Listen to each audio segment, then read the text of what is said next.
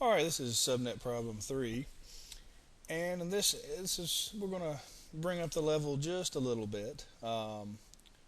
In this case, you've been given the network address 192.168.3.0 with a subnet mask of 255.255.255.0.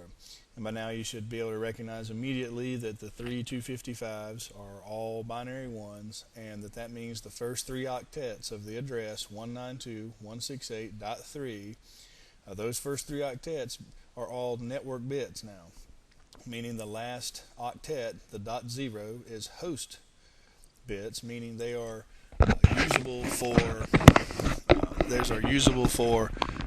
subnetting. So you should recognize that immediately.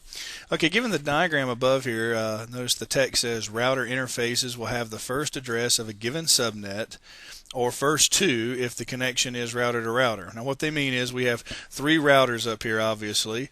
This being, let's just call this one router 1 here, and we'll call this one router 2, and we'll call this one router 3. And these routers have interfaces connected to them. In this case, fast Ethernet interfaces, and that's what FA0 is. That's what FA1 is, fast Ethernet 0 and fast Ethernet 1. And we'll say fast Ethernet 1 goes to a switch, which is not shown here, and then over to 12 PCs. So this subnet has 12 PCs on it, or 12 networking devices. And we didn't put a label on this one, but let's say that this subnet also has 12 PCs, and it's tied to fast Ethernet 1 interface of the router. Also in router 1 we see an S0 interface, this one here, and that's serial 0, and that means that's a connection to router 2. So there's two interfaces here, serial 0 and serial 1 on this subnet. They're both router interfaces, so that's what this sentence means here. Router interfaces will have the first address on a given subnet, like FA0 will use the first address of its subnet, or the first two addresses if the connection is router to router. So S0 may use the first address, and S1, let's say, will use the second address here of that particular subnet.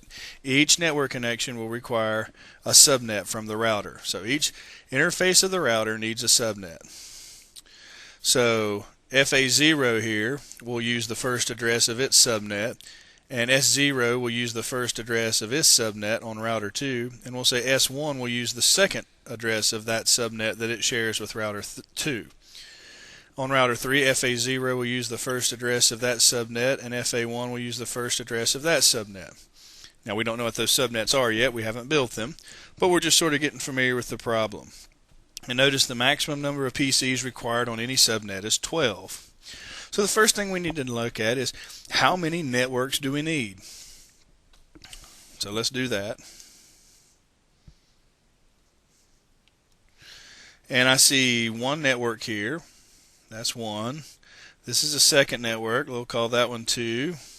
And this is a third network. Let's call that 3. And this is a fourth network. We'll call that 4. This one would make 5. This one makes 6 networks needed, and this one makes 7. Now if you need to pause and take a look at that and figure out how I did that, go ahead and do that, but otherwise we'll assume we know how many networks we need. In this case it's 7. We need 7 networks. So we also need to determine at this point how many bits we need to borrow. Well, how many bits could we borrow? We can't borrow anything in this range because it's already fixed according to our subnet mask that was given us to start with. But we know that this part is host bits, so we're able to use these bits for subnetworks. So we have 8 bits to manipulate for subnetworks.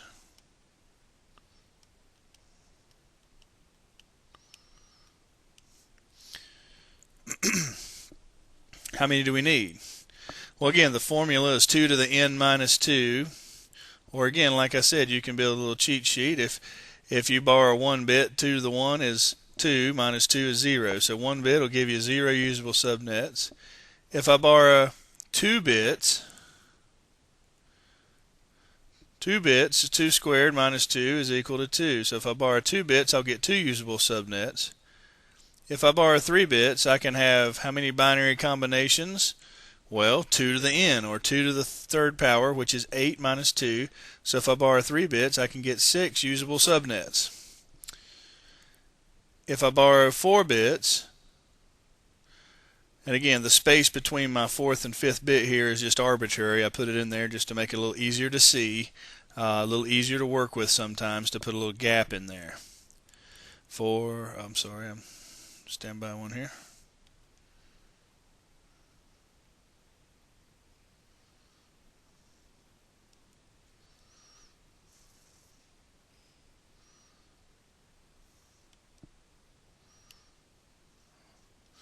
Messed up my number line.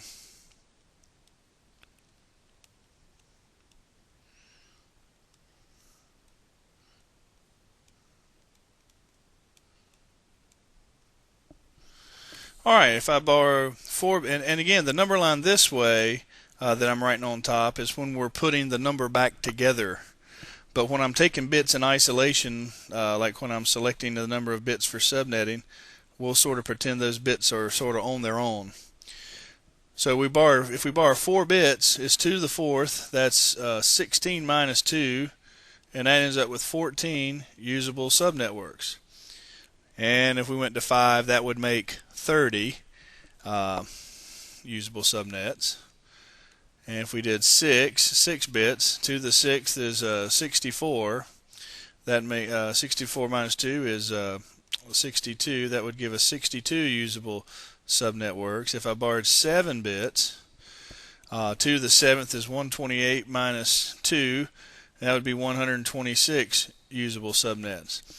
And if I borrowed all 8 bits, of course I would have no host bits left, but we'll see how this may be useful later on. 2 to the 8th is 256 minus 2. That makes 254 usable subnetworks. You can use that as a continual basis in terms of the number of bits to borrow. It'll always come out to be looking like this table. So in this case we need 7 subnetworks. Obviously 1 bit won't work, neither 2 bits, neither 3 bits. So we need 4 bits to get 7 usable networks. And notice in this case we'll have 7 networks left over. We have 14 networks minus 7 that we'll use. That gives us 7 to go. That we can save those for expansion, I suppose. So how many networks? The answer here is 7. And how many bits to borrow? That'll be 4. How many host bits will remain? Well, we'll have 4 host bits remaining here. How many hosts will they support? Well, again, this table can be used for that same question. So this table will work for both of those. So in this case, 2 to the 4th is 16 minus 2, so it'll support 14 hosts. So it's sort of even in this case because there's 8 bits total, and we've split 4 to subnets and 4 to hosts, so they split evenly. What will the new subnet mask be? Well, we're using 4 more network bits now. So think of it as 1110000 for performing the subnet mask calculation. And that would be 128, 192, 224, 240. So the new subnet mask would be 255, 255, 255.240, and all that does is tells us which bits are hosts and which bits are network. The first 3 octets are all network, as we can see by the 255, and by using the number 240, a binary 240 looks like this. That tells us that the first 4 bits are network bits and the last 4 bits are host bits. That's all that tells us. So don't get too hung up on that or worried about it. Alright, so now we need to determine what our network addresses are and solve the problem. And the problem states is what addresses are on each router interface. Now you could come up with multiple answers to this. Now what we're going to do is work left to right, and we're going to use the network numbers that I've used in red here to match up to our problem as we solve it. So if you solve the problem on your own, you might want to do that if you want to match my answer. If I give you a problem to work for a test, I'll be explicit and tell you which network numbers to use for, or which subnets to put on what network, that type of thing. So let's get into solving this problem. We were given 192.168.3.0, And we'll go ahead and blow that up a little.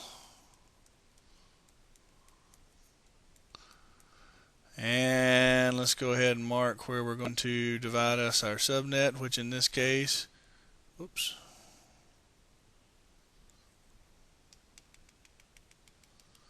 is right here this time. Makes it a little easier to follow. Just divide up the screen a little bit. And our first network, of course, being binary zeros here. And like we've said, we don't really use the zero subnet, so we're not going to count that one. We're going to talk about usable subnets.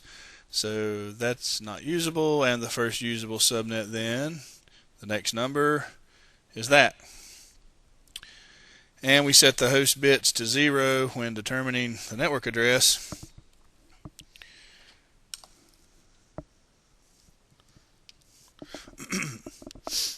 And what does that equal? That equals 192.168.3 dot what? Well, put our number line here.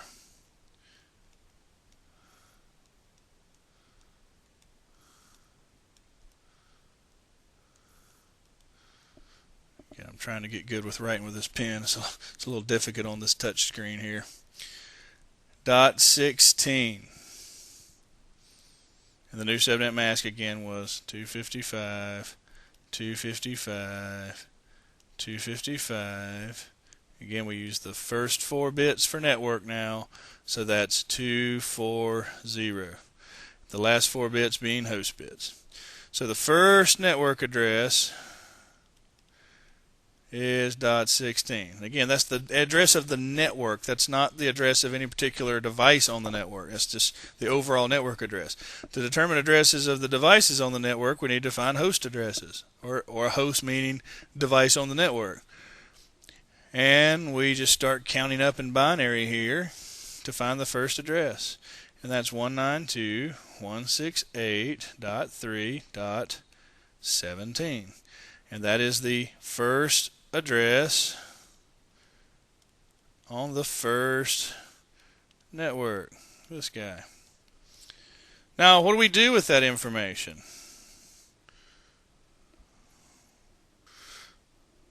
Well, remember our problem said give the first address for each network to the router interface.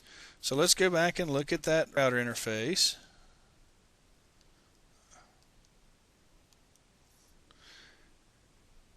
And this address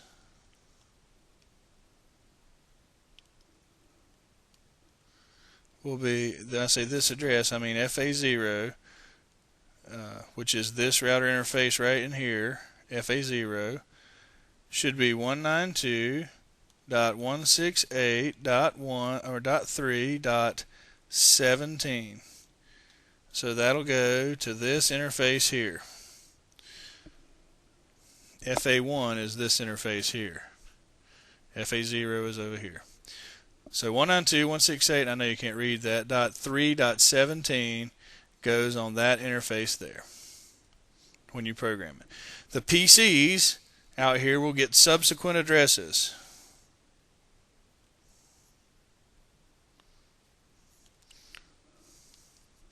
Okay, so the first host on the first network is 192.168.3.17. We use that for the router interface. Now PCs would get the next interface or next addresses, which of course the second address would be 192.168.3.18. And we don't have to assign PCs in order. We could skip around inside of our host address range, but it just is a little easier to follow if we go in order. And the next address, if we needed it, would be 0011, right? Counting up in binary is all we're doing, 192.168.3.19. That would be the third address. And of course, we would keep going until we got to, remember, 111, all ones and a 0 at the end to get the last host address. And in this case, that would be 8 plus 4, which is 12, plus 2, which is 14, plus 16, 0001, and that would be 192.168.3.30. That would be the last host, And I didn't tell you to solve for these. I'm just trying to keep you mindful of how to do it. And the broadcast would be 192.168.3.31, which makes sense because the next network address is the next address in sequence here. And of course I'm full in these positions. That's full up in binary, so I have to put zeros for the next and increment the next field, which would be 0010, which just happens to be my network bits, and that just happens to define my next network address, which is what? 192.168.3.32. That is the second network address, and happens to be 16 apart from the first one. So we should increment by 16 each time we do network addresses, because that is the bit position we're working with as the last subnet bit. So the first host in each range will be 16 apart. So you already know your next host, your first host on the second network, is going to be 33, right? Because we know it should be 16 apart from this one. So you can perform a little self-check. All right, let's go on and solve this second subnet. Let me go ahead and clear my screen here so we can make a little more sense out of it. Okay, you should already have this on your notes. The second network is 192.168.32.0. The first host, therefore, would be 00100001, which is 192.168.30. I'm sorry, 3.32 here. Made a mistake, huh? Shouldn't let me make mistakes like that. 3.33 here. Yeah, that looks better. 3.33 is the first host address in that range. Now that makes sense. That's also 16 apart from the first network's first host, which was 7.17. Now what do we do with this? Remember, what we do with this is we go put it on the router interface of the second network. So since this is a second network, we're kind of done figuring out host addresses for that network. Right? And of course, if we had to figure them out, we would just keep counting up in binary over here until we got to the end of the range. Now let's go apply that address to the first, show you where that address would go.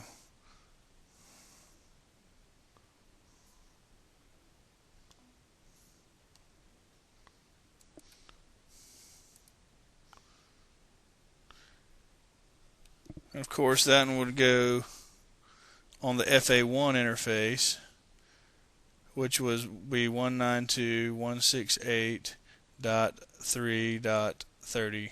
And remember, this one was .17 over here, and this one will be .33.33.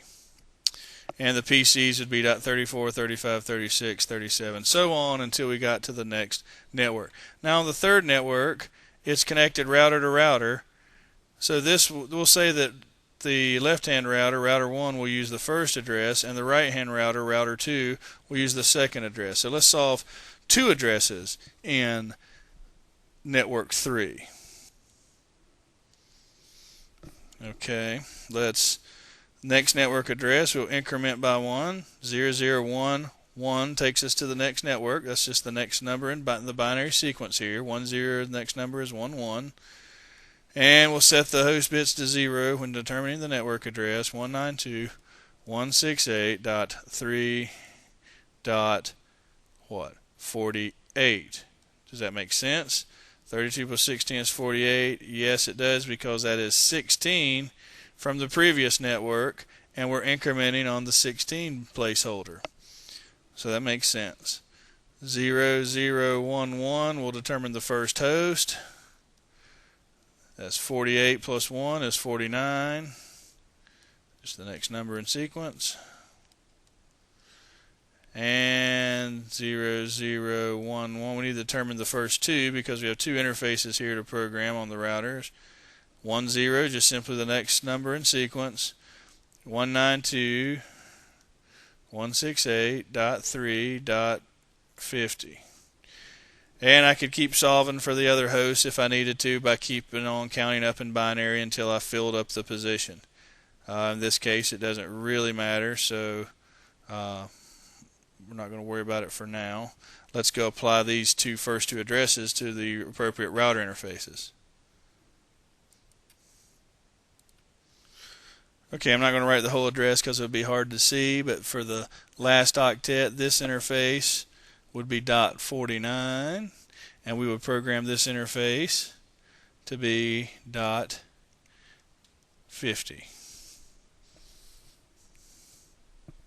I hope you see that. Okay, now let's go back and solve for our fourth network here. And this is another regular Ethernet network, so we will only need one address since all we're concerned about, the problem says all we're concerned about right now is what interface will we put on each router. Now the host address are of course important, they're just not important right this second. So let's go back and take a look at that. Fourth network. Alright, now the next network in line would be 0, 1, 0, 0, because that would be the next binary number after this 0, 0, 1, 1. Host bits, we'll treat them as all zeros when we are determining network addresses. Now, if what I'm telling you is true and these networks are incremented by 16, what would you expect is the next one here? Before we even do the binary math or look up the table, it would be, well, 64, right? Because 16 plus 48 should be 64, and sure enough, under the 64 bit, this is the next number. So that is the next network address. What is the first host address? Well, it would be this, right? That's the first binary number in the host range, and that would be 192.168.3.65. So that would be all we needed to know for that subnet for the problem at hand. So let's go put that on the router interface. So on this interface in network 4, this would become .65. It'd be 192.168.3.65, and we would program it on that interface, the FA0 interface. Now network 5, we have another serial interface between the routers. So let's say router 2 will get the first address and router 3 will get the second address on network 5. So let's go solve that information for network 5.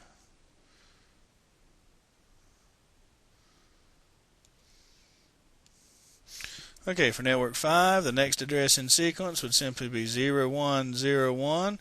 That is the next binary number in this sequence. 0101, and host bits we would set to 0 while we were determining the network address, 192.168.3. What should it be? 16 plus 64. We should be expecting 80. 64 plus 16 over here. Yep, that's 80. 3.80 is the next network address. The first host address, 0001, just the next binary number in sequence in the host range. 192.168.3.81, and the second address would be 0010. 80 plus 2 is 82. 192.168 dot somewhere 3.82. Now let's go place this number on the appropriate router interfaces, 81 and 82 router interfaces. And this one would be .80. This one would be 82, and this one would be .81 over here. 81, 82. 80 is the network address. All right, so that one's solved. So let's go over and solve for network 6. That's just an Ethernet interface, and so is network 7. So when we solve for those, we'll just need to go ahead and solve for one address in each subnet range for now. So let's go ahead and take care of those. Alright, the last network we had stopped off with was 0101 here, the 80 network. It was .80 for the last octet. I don't want to write all that 192.168.3. I'm getting tired of that, so let's just forget that for a minute. That was the last network, and the next network in binary sequence is what? 0, 1, 1, 0. That's the next number in binary in that sequence. And setting host bits to 0 while we're determining the network address, 192.168 what?